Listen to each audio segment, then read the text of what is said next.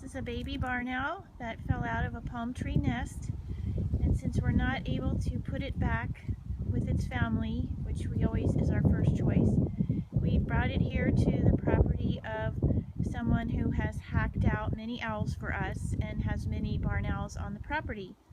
So hacking out is when you take one or more barn owls and you have a barn owl box set up that you place the owl or owls in, and then the volunteer who lives here is very good at this and very experienced. He will go up this ladder every single evening and he will put food in this barn owl box. It's a big commitment because he'll have to do it for the next few months. Very carefully going to put this owl into what will be its home.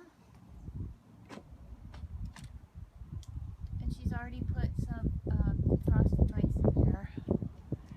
And the hole in the front of the box is covered so that the owl won't have any way to get out of the box before it's ready to leave the nest, because it's not ready to be out on its own yet. And we don't want any of the owls that are already living here to go in the box just yet while the owl is in there. But when the owl gets old enough, we'll take the cover off the hole and the owl will be able to look out and interact with the wild owls. So this is one of the best possible hacking situations that we have, because there's so many wild barn owls around here, and they'll just, this one will just join their community and maybe stick around.